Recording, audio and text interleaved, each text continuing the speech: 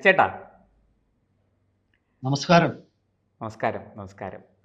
നമ്മുടെ NSS മന്നം ജയന്തിയോടനുബന്ധിച്ച് കോൺഗ്രസ് നേതാവായിരുന്ന മുൻ ആഭ്യന്തരമന്ത്രി രമേശ് ചെന്നിത്തലയെ ക്ഷണിച്ചു, മുഖ്യ പ്രഭാഷണം നടത്താൻ ക്ഷണിച്ചു. ഇപ്പോൾ പ്രതിപക്ഷ നേതാവ് VD സതീശനാണ്, KPCC പ്രസിഡന്റ് K സുധാകരനാണ്. ചെന്നിത്തല AICCയിലെ പ്രത്യേക ക്ഷണിതാവാണ്. ഇതിനകത്തൊരു രാഷ്ട്രീയമില്ലേ? NSS ക്ഷണിച്ചതിന് തൊട്ടു പുറകെ SNDP യോഗം ജനറൽ സെക്രട്ടറി വെള്ളാപ്പള്ളി നടേശൻ രമേശ് ചെന്നിത്തലയെ പുകഴ്ത്തിയും സതീശനെ ഒരല്പം ചെറിയ തോതിൽ കുറ്റമൊക്കെ പറഞ്ഞുകൊണ്ട് രംഗത്ത് വന്നു. NSSൻ്റെ നടപടിയെ അനുകൂലിച്ചുകൊണ്ടാണ് അദ്ദേഹം രംഗത്ത് വന്നിരിക്കുന്നത്. ഇതിനുള്ളിലൊരു രാഷ്ട്രീയമില്ലേ? അങ്ങേക്ക് എന്ത് തോന്നുന്നു? ഒരു പത്രപ്രവർത്തകൻ എന്നുള്ള നിലയ്ക്ക് അങ്ങേ ഒരു സീനിയർ ജേർണലിസ്റ്റാണ്. ഇതിനകത്തുള്ള രാഷ്ട്രീയം എന്താണ്? അതൊന്ന് ചർച്ച ചെയ്യാമോ?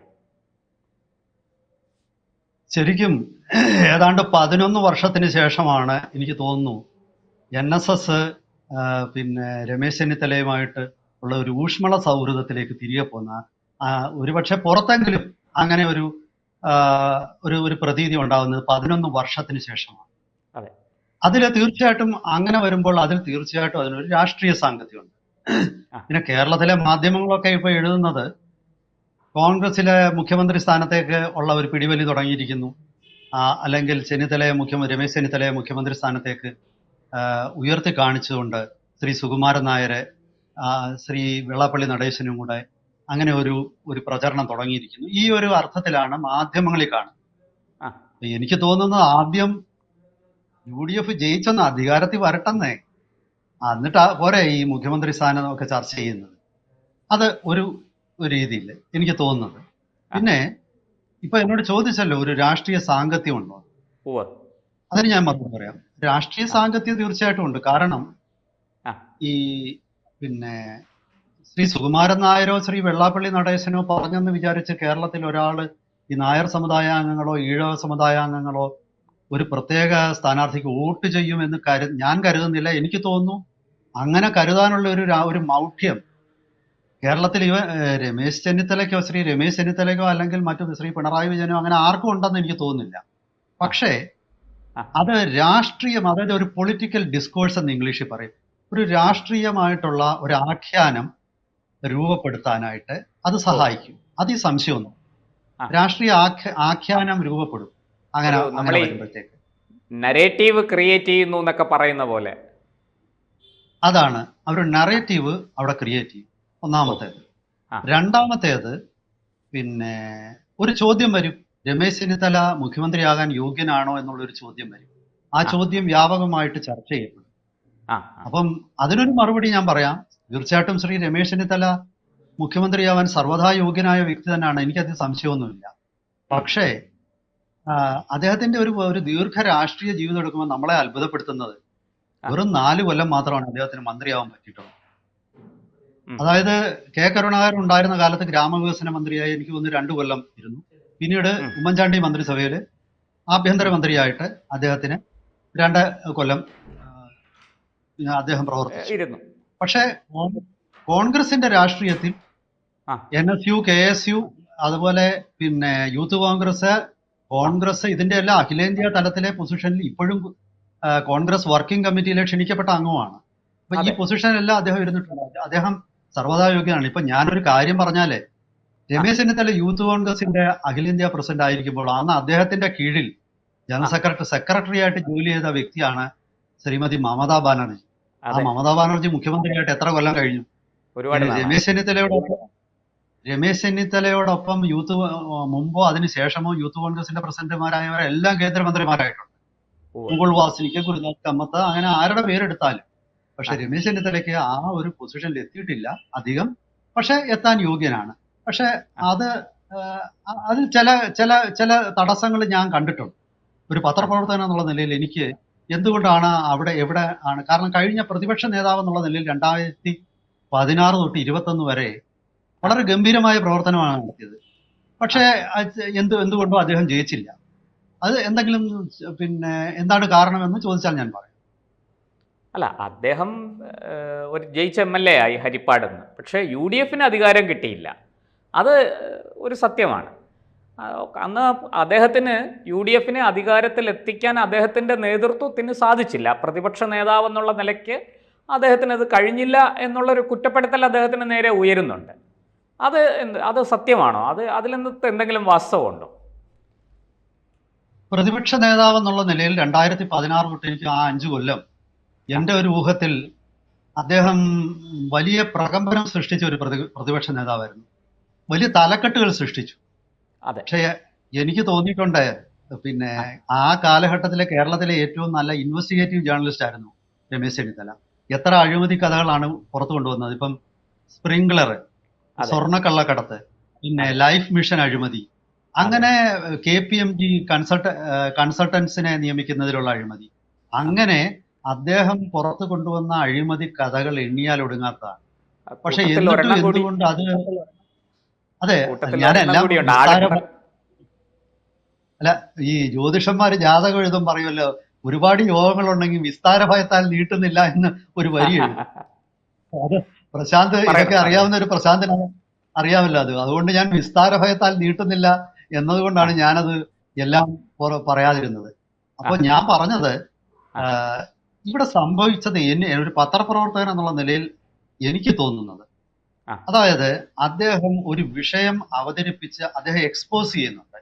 പക്ഷെ ആ വിഷയത്തെ വെപ്പണൈസ് പബ്ലിക് ഒപ്പീനിയൻ ആക്കി മാറ്റുക, അതായത് പിന്നെ അത് ചർച്ച ചെയ്താൽ പോരാ, അത് സമൂഹത്തിന്റെ അഭിപ്രായമായി മാറ്റിയെടുക്കണം, ഒപ്പീനിയൻ മേക്ക് ചെയ്യണം. എന്നിട്ട് വെപ്പണൈസിങ് പബ്ലിക് ഒപ്പീനിയൻ എന്നൊരു രാഷ്ട്രീയ തന്ത്രമുണ്ട്, അതൊരു ആയുധമാക്കി മാറ്റിയെടുക്കും. ഈ പൊതുജനാഭിപ്രായം ആയുധമാക്കി മാറ്റുക എന്ന് പറഞ്ഞാൽ ആൾക്കാരെ ഇറക്കി കലാപം സൃഷ്ടിക്കണമെന്നല്ല ഞാൻ പറഞ്ഞത്. അതായത് അവരെ വോട്ടിങ്ങിൽ അവരെ സ്വാധീനിക്കുന്ന ഘടകമാക്കി ഇത് മാറ്റണം. അത് ചെയ്യണമെങ്കിൽ അധികം വിഷയമെടുക്കാതെ കുറച്ച് വിഷയമെടുത്തിട്ട് ആ വിഷയം വലിയ ചർച്ചയാക്കുന്നത് മാത്രമല്ല, അതിന്റെ അങ്ങേയറ്റം വരെ പോയിട്ട് ആ കുറ്റവാളികളെ ശിക്ഷിക്കപ്പെടാനായിട്ടുള്ള ഒരു പോരാട്ടം നടത്തണം. പോരാട്ടവും ഇന്നത്തെ കാലത്ത് സമരമൊന്നും വലുതായിട്ട് വിജയിക്കുമെന്ന് എനിക്ക് തോന്നുന്നില്ല. പക്ഷേ ഇപ്പം ഈ VS-ന്റെ കാര്യം എടുത്താൽ അദ്ദേഹം എപ്പോഴും പിന്നെ കോടതികളെ പോലും പോരാട്ട ഭൂമിയാക്കി, കോടതിയിൽ പോലും കേസ് വരെ കൊടുക്കുമായിരുന്നു. അങ്ങനെയാണല്ലോ പിന്നെ ബാലകൃഷ്ണപിള്ളയൊക്കെ ജയിലിൽ പോയത്. അപ്പൊ ഞാൻ പറഞ്ഞത്, അത് അതായത് ആ ഒരു ഒപ്പീനിയനെ പിന്നെ വെപ്പണൈസ് ചെയ്യാൻ അദ്ദേഹത്തിന് പറ്റി. അത് കാരണമാണ് അദ്ദേഹത്തിന് വിജയിക്കാൻ പറ്റും. പിന്നെ അദ്ദേഹത്തിന്റെ കുഴപ്പം മാത്രമല്ല, കോൺഗ്രസ് എല്ലായിടത്തും തോറ്റു കഴിഞ്ഞാൽ രമേശ് ചെന്നിത്തലയെ മാത്രം കുറ്റപ്പെടുത്തിക്കൊണ്ട് എന്ത് കാര്യം? ഇപ്പൊ മഹാരാഷ്ട്രയില് അദ്ദേഹം പോയി അവിടെ വിജയിച്ചില്ല, അതിന് രമേശ് ചെന്നിത്തല കുറ്റവാളിയാണെന്ന് പറഞ്ഞാൽ അർത്ഥമുണ്ടെന്ന് എനിക്ക് തോന്നുന്നില്ല. കാരണം സാക്ഷാൽ രാഹുൽ ഗാന്ധി അവിടെ പോയതാണല്ലോ, പിന്നെന്താ ജയിക്കാതിരുന്നത്? എന്റെ അഭിപ്രായത്തില് അത് രമേശ് ചെന്നിത്തലയുടെയോ അല്ലെങ്കിൽ പിന്നെ നാനാ പട്ടോളയുടെയോ ഒന്നും മാത്രം കുഴപ്പമല്ല, കോൺഗ്രസ് ഒന്നും ജയിക്കുന്നില്ല. പിന്നെ ഇവരെന്ത് ചെയ്യാനാ വ്യക്തികളെന്നുള്ള നിലയില്? മുങ്ങുന്ന കപ്പിത്താൻ എത്ര മിടുക്കനായാലും ആ കപ്പൽ ഓടി കരയിലോട്ട് വരത്തില്ല. കാരണം അതിന്റെ പല ഭാഗത്തും ദ്വാരങ്ങളുണ്ട്, വെള്ളം കയറി കഴിഞ്ഞു, പിന്നെ ഇനി ആര് വിചാരിച്ചാൽ എന്ത് ചെയ്യാനാ? അപ്പൊ അതാണ് അതിനകത്തിലെ എന്റെ അഭിപ്രായം. എന്തായാലും ചേട്ടാ, ഇപ്പോഴത്തെ ഈ രാഷ്ട്രീയ സാഹചര്യം, വെള്ളാപ്പള്ളി നടേശൻ വളരെ രൂക്ഷമായ ആക്രമണമാണ് സതീശനെതിരെ അഴിച്ചുവിട്ടത്. അദ്ദേഹം രമേശ് ചെന്നിത്തലയെ വാഴ്ത്തുകയും സ്തുതിക്കുകയൊക്കെ ചെയ്തു. പക്ഷെ അതിൽ കൂടുതൽ സതീശനെ ആക്രമിക്കാൻ അദ്ദേഹം സമയവും വാക്കുകളും ഉപയോഗിച്ചു. ഇത് വാസ്തവത്തിൽ ഞാനിപ്പോൾ പറഞ്ഞത് സതീശനോടുള്ള ഒരു വിരോധമാണോ രമേശ് ചെന്നിത്തലയ്ക്ക് നേർക്ക് ഒരു ഉപകാരമായി അല്ലെങ്കിൽ ഈ പറയുന്ന വാഴ്ത്തുപാട്ടുകളായി മാറിയിരിക്കുന്നത്? അതോ സത്യത്തിൽ ഈ സമുദായ സംഘടനകൾ രമേശ് ചെന്നിത്തലയിൽ ഒരു മുഖ്യമന്ത്രിയെ കാണുന്നുണ്ടോ? എന്താണ് അങ്ങയുടെ അഭിപ്രായം? അത് രണ്ട് ഘടകങ്ങളുണ്ട്. VD സതീശനെ അപേക്ഷിച്ച് സമുദായ നേതാക്കന്മാരുമായി കൂടുതൽ ബന്ധവും സൗഹൃദവും രമേശ് ചെന്നിത്തലയ്ക്കുണ്ട്. അതിന്റെ കാരണം എന്ന് വെച്ചാൽ അദ്ദേഹം കേരളത്തിലെ കോൺഗ്രസ്, ഞാൻ പറഞ്ഞില്ലേ, KSU യൂത്ത് കോൺഗ്രസ് തൊട്ട് KPCC പ്രസിഡന്റ് വരെ ആയിരുന്ന അദ്ദേഹത്തിന് ആ ഒരു പാരമ്പര്യമുണ്ട്, രാഷ്ട്രീയ പാരമ്പര്യമുണ്ട്. അപ്പൊ അദ്ദേഹത്തിന് കൂടുതൽ സമുദായ നേതാക്കന്മാരുമായിട്ട് ബന്ധപ്പെടേണ്ട സാഹചര്യവും ഉണ്ടായിട്ടുണ്ട്. അതുകൊണ്ട് അദ്ദേഹത്തിന് കുറച്ച് ബന്ധമുണ്ട്. പക്ഷെ അതിൽ അധികമൊന്നും വായിക്കുകയൊന്നും വേണ്ട. ഇപ്പൊ കഴിഞ്ഞ തവണ മന്നം ജയന്തി ആഘോഷങ്ങൾക്ക് ശശി തരൂരിനെ വിളിച്ചതാണ് ശ്രീ സുകുമാരൻ നായർ.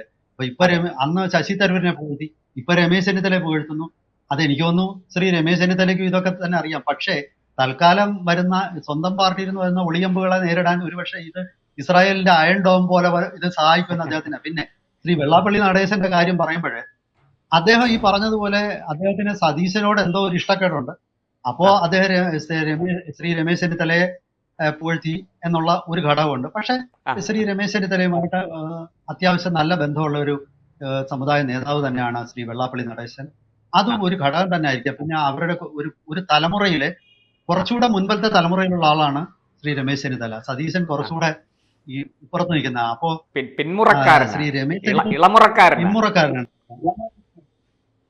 ഇളമുറക്കാരാണ്. അപ്പൊ കുറച്ചുകൂടെ പിന്നെ ഇന്ററാക്ട് ചെയ്യാൻ എളുപ്പമായിരിക്കും രമേശ് ചെന്നിത്തലയായിട്ട് എനിക്ക് തോന്നുന്നു. അപ്പൊ ഇത് രണ്ട് ഘടകം ഉണ്ടെന്നാണ് എനിക്ക് തോന്നുന്നത്. ആ ആ അതായത് അവർക്ക് ഇദ്ദേഹത്തിനുള്ള താല്പര്യമുണ്ട്. പക്ഷെ അതേസമയം തന്നെ സതീശനിട്ട് ഒരു അടി കൊടുക്കാൻ രമേശ് ചെന്നിത്തല ഒന്ന് തലോടി എന്നതും ആകാം. അത് അല്ലെന്ന് നിഷേധിക്കാൻ പറ്റില്ല. എന്തായാലും നമുക്ക് കാത്തിരിക്കാം. മന്നം ജയന്തി കഴിയട്ടെ. അവിടെ മുഖ്യ പ്രഭാഷണത്തിൽ നമ്മുടെ രമേശ് ചെന്നിത്തല എന്താണ് പറയാൻ പോകുന്നതെന്ന് കേൾക്കാം. ഒപ്പം കേരളത്തിലെ രാഷ്ട്രീയം വളരെ രസകരമായി ഈ സാമുദായിക സമവാക്യങ്ങളൊക്കെ ചേർന്ന് ഒരു പ്രത്യേക കെമിസ്ട്രി ഇവിടെ ഉണ്ടായിരിക്കുകയാണ്. അത് നമുക്ക് നോക്കാം എങ്ങനെയാണ് ഇതിനെ മറ്റ് UDF-ൽ തന്നെയുള്ള മറ്റ് ഘടകകക്ഷികൾ എങ്ങനെയാണ് ഇത് എടുക്കുന്നത്, LDF ഇതിനെ പ്രതിരോധിക്കാൻ എന്ത് തന്ത്രങ്ങൾ സ്വീകരിക്കും, ഈ ഇങ്ങോട്ട് വന്ന വോട്ട് നഷ്ടപ്പെടാതിരിക്കാൻ, പ്രത്യേകിച്ചും ഈ നായർ ഈഴവ വോട്ടുകൾ നഷ്ടപ്പെടാതിരിക്കാൻ BJP എന്തൊക്കെ ചെയ്യും എന്നുള്ളത് നമുക്ക് കാത്തിരുന്ന് കാണാം അല്ലേ? ഒരു ചെറിയ ഘടകം കൂടെ പറഞ്ഞ് ഞാൻ നിർത്താം. അതായത് ഓ ഇത് മുസ്ലിം ലീഗ് മുസ്ലിം വോട്ടുകളെ ഇത് എങ്ങനെ സ്വാധീനിക്കുമെന്ന് നമുക്ക് കാണേണ്ടതുണ്ട്. ആ മനസ്സിലായി? അതായത് മുസ്ലിം വോട്ടുകൾ ഇത് കാരണം കോൺഗ്രസിൽ നിന്ന് അകന്നു പോകും. അതുപോലെ ഇവര് ഇതിലൂടെ ഉണ്ടായ ഹിന്ദു ഏകീകരണം ഒടുവിൽ BJPക്ക് ഗുണകരമാവാനും ചിലപ്പോൾ സാധ്യതയുണ്ട്. എന്തായാലും പ്രശാന്ത് പറഞ്ഞ പോലെ കാത്തിരുന്ന് കാണാം. തീർച്ചയായിട്ടും. തീർച്ചയായിട്ടും.